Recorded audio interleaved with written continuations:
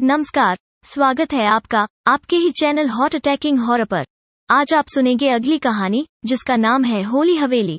कहानी के अनुसार एक गांव के जमींदार के यहाँ आज कई सालों बाद लड़की हुई है। 2 दिन बाद होली है। जमींदार ने लड़की होने की खुशी में पूरे गांव को इस बार की होली अपनी हवेली पर खेलने का निमंत्रण दिया है। होली वाले दिन सभी गाँव वाले हवेली पर आकर रंग खेलते हैं। सभी के चेहरे रंगे हुए हैं। रंगे हुए चेहरों में एक ऐसा आदमी है जो जमींदार का दुश्मन है। वो जमींदार के लड़के को भांग के लड्डू में जहर मिलाकर खिला देता है। जहर की वजह से जमींदार का लड़का मर जाता है। अब वो हवेली का मेन फाटक बंद कर होली खेलने आए सभी लोगों की तलाशी लेता है। वो आदमी पकड़ा जाता है। जमींदार उस आदमी को गोली मार देता है। वो मर जाता है। जमींदार उसकी लाश को अपनी हवेली के बाहर बने बगीचे में दफना देता है। उसके बाद जमींदार अपने लड़के का दाह संस्कार करने चला जाता है। सभी गांव वाले अपने अपने घर चले जाते हैं। अगली रात 1 बजे जमींदार की हवेली का मेन गेट खटकता है। वो गेट खोलकर देखता है बाहर एक शादीशुदा औरत खड़ी है जो गाड़ी खराब होने की बात बताते हुए रात रुकने की बात कहती है। जमींदार औरत को अंदर बुलाकर मेहमान कक्ष में ठहरा देता है। अगली सुबह जमींदार चाय पीने के बाद अखबार देखता है। पहले पेज पर छपी फोटो सहित हेडलाइन को देखकर उसके होश उड़ जाते हैं, क्योंकि जिस औरत को उसने रात में मेहमान कक्ष में ठहराया था उसकी मौत शाम 5 बजे रोड एक्सीडेंट में हो चुकी थी। अब वो पेपर फेंक कर मेहमान कक्ष की ओर दौड़ता है। कक्ष में कोई नहीं है। जमींदार रात की घटना को अपना भ्रम मानकर दैनिक कामकाज में लग जाता है। धीरे धीरे दिन ढल जाता है। रात होती है। रात 1 बजे फिर हवेली का मेन गेट खटकता है। जमींदार उठकर गेट खोलता है। आज गेट के बाहर एक आदमी खड़ा है। ये आदमी भी जमींदार से सहायता मांगते हुए गाड़ी खराब होने की बात करता है। जमींदार को पिछली रात वाली घटना याद आ जाती है, इसलिए कोई भी रिस्क न लेते हुए वो उस आदमी को भगा देता है। उसके बाद गेट बंद करके सोने के लिए चला जाता है। अगली सुबह जब जमींदार चाय पी रहा होता है तभी मेहमान कक्ष से एक आदमी तैयार होकर बाहर निकलता है और जमींदार को धन्यवाद कहकर चला जाता है। जमींदार उसे देखकर हैरान रह जाता है, क्योंकि ये वही आदमी है जिसको जमींदार ने रात में गेट से ही भगा दिया था। अब जमींदार चाय पीते हुए जैसे ही अखबार देखता है उसे आज भी एक फोटो सहित हेडलाइन नजर आती है। फोटो उसी आदमी की है जो अभी धन्यवाद कहकर गया है। ये आदमी उस औरत का पति है जो पहली रात जमींदार के यहाँ आई थी। इस आदमी की भी मौत रोड एक्सीडेंट में हुई थी। यह खबर पढ़कर जमींदार एक बार फिर से हक्का बक्का रह जाता है।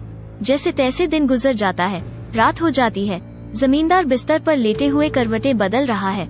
उसे नींद नहीं आ रही है। पिछली 2 रातों को घटी घटनाओं ने उसे डरा दिया है। अचानक किसी के बात करने की आवाजें सुनाई देती हैं, जो मेहमान कक्ष से आ रही हैं। जमींदार उठकर मेहमान कक्ष की ओर जाता है। आवाजें अभी भी आ रही हैं, जबकि मेहमान कक्ष में बाहर से ताला लगा हुआ है और अंदर की लाइट भी बंद है।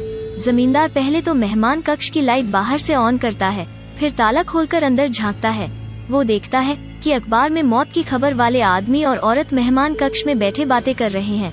ये देख जमींदार कांपने लगता है और बेहोश हो जाता है। अगली सुबह 9 बजे जब जमींदार को होश आता है तो वो अपने आप को एक ऐसे मैदान में पाता है जहां बहुत से लोग होली खेल रहे हैं। सभी के चेहरे रंगे हुए हैं। अब जमींदार अपनी आंख मलते हुए उठता है।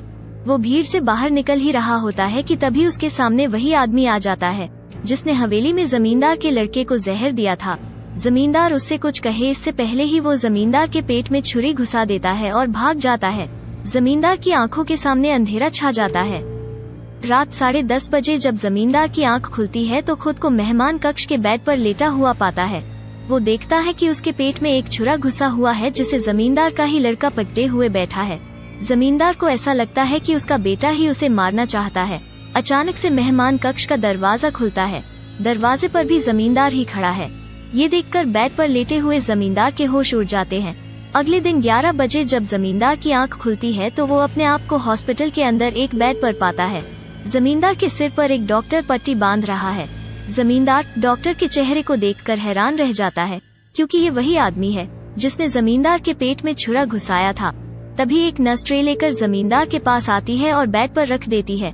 ट्रे में टैबलेट्स और जूस का गिलास रखा है। अब जमींदार टैबलेट्स खाकर जैसे ही जूस पीता है उसकी नजर नर्स के चेहरे पर जाती है, जिसे देख उसके होंठ से जूस का गिलास छूट जाता है। अब जमींदार अजीब सी बातें बड़बड़ाने लगता है। ये वही औरत है जो पहली रात जमींदार के घर आई थी।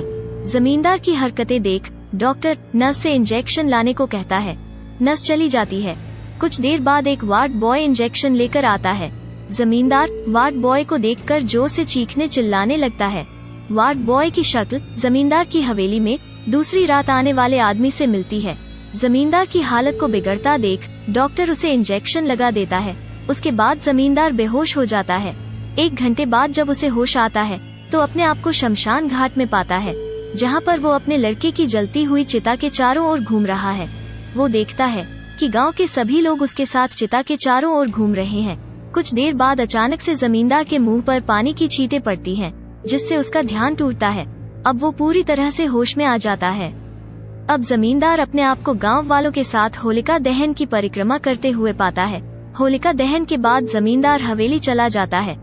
वहां पहुंचकर वो देखता है कि हवेली में बहुत भीड़ है। वो भीड़ पार कर बीच में पहुंचता वो देखता है कि उसके लड़के की लाश जमीन पर पड़ी हुई है। घर के सभी लोग रो रहे हैं। ये देखकर जमींदार का दिमाग पूरी तरह से चकरा जाता है। इसके आगे की कहानी आप लोग अगले भाग में सुनेंगे। तब तक के लिए धन्यवाद।